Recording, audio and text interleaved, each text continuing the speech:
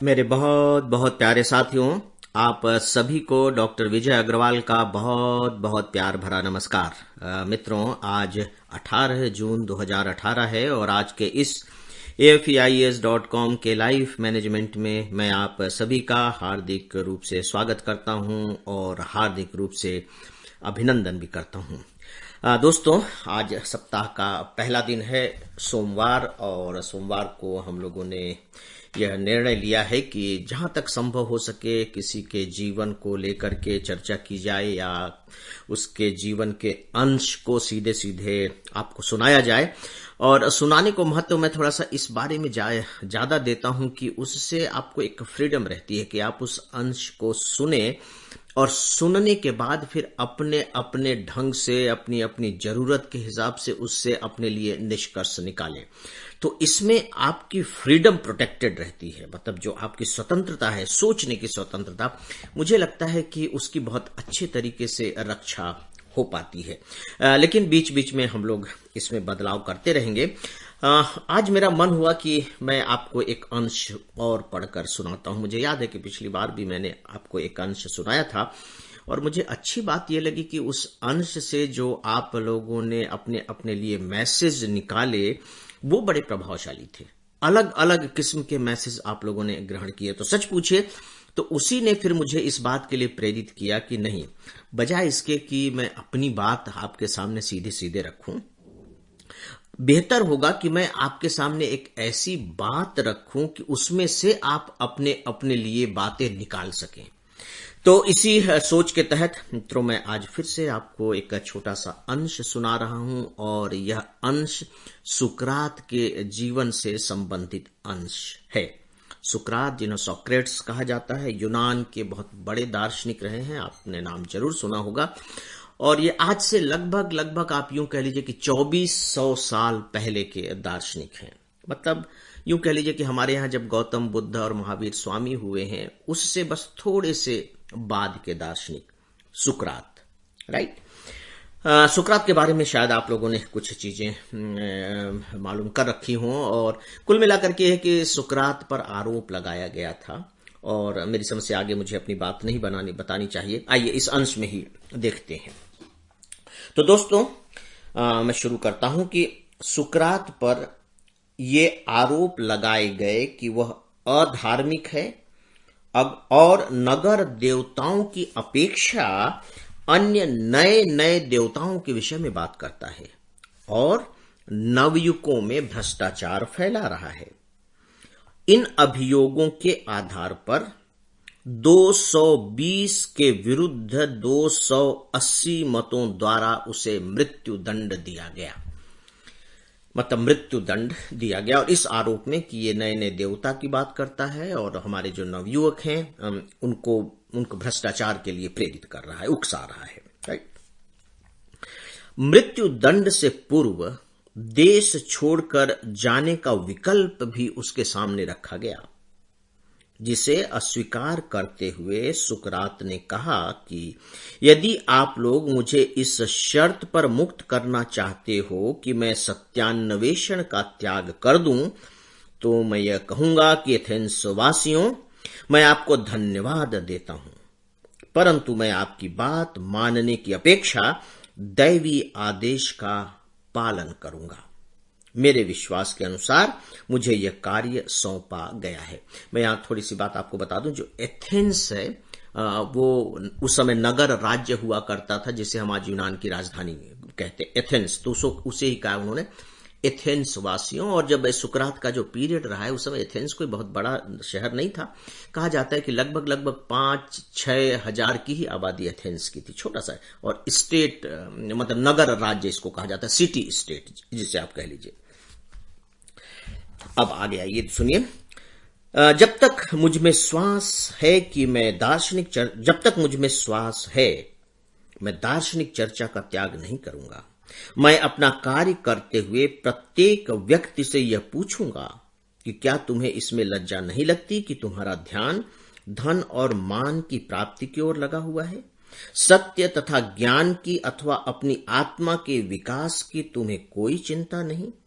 मैं नहीं जानता कि मृत्यु क्या है, संभवतः वह अच्छी वस्तु हो, मैं उससे भयभीत नहीं, लेकिन मैं यह भली भांति जानता हूं कि अपनी कर्म भूमि का त्याग करके जाना एक बहुत घृणित कार्य है। इस कारण मैं जिस वस्तु को निश्चित रूप से घृणित मानता हूं, उससे उस वस्तु को श्रेष्ठ समझता हूं जो मुझे अच्छी प्रतीत होती है।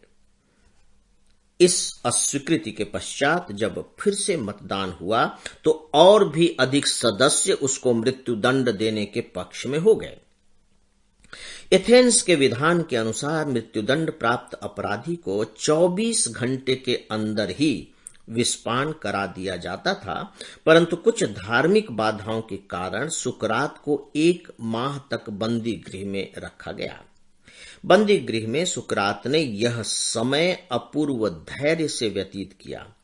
क्रीटो उनका एक शिष्य था, क्रीटो द्वारा उसके भागने की योजना को सुकरात ने स्वीकार नहीं किया और बहुत ही शांतिपूर्वक विस्पान किया।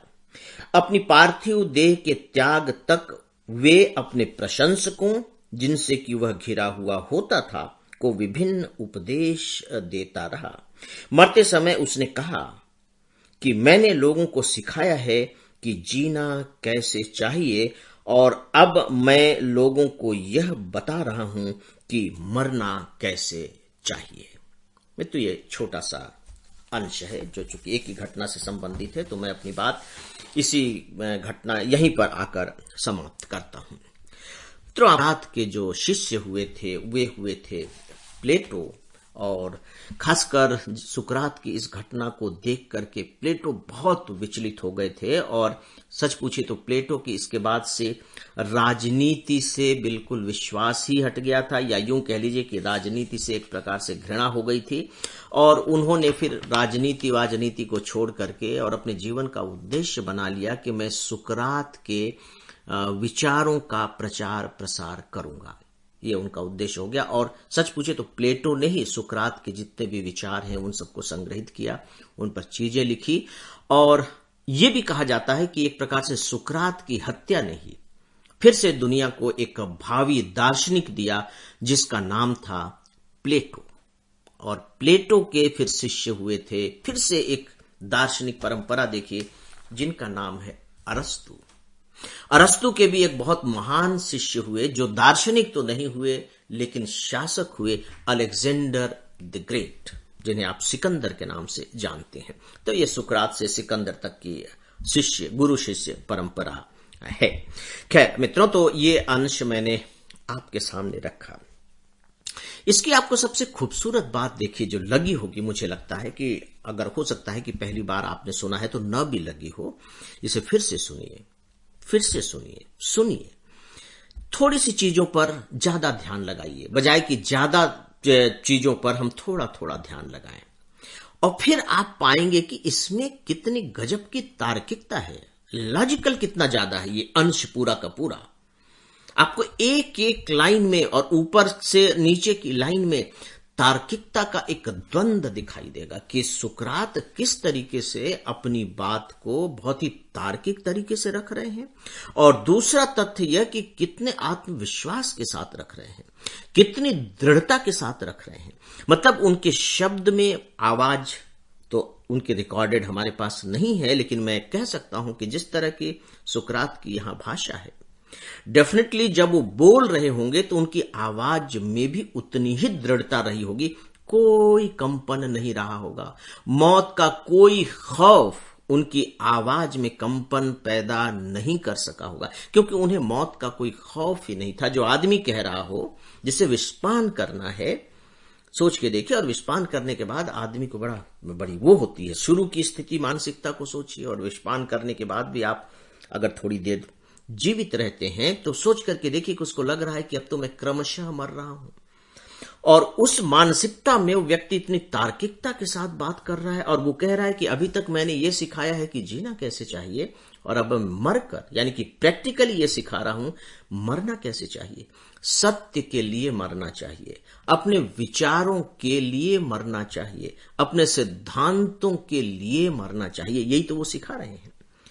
तो मित्रों, ये बहुत ही गजब का अंश है सुकरात के ऊपर पूरी एक किताब है जिसमें पूरा का पूरा विवरण है कि जब वो 1 महीने तक बंदी गृह में रहे तो अपने शिष्यों से वो क्या बातचीत करते रहते थे। उसकी भी पूरी फिलॉसफी हमारे अब ये दुनिया के पास है, ये दुनिया का सौभाग्य है।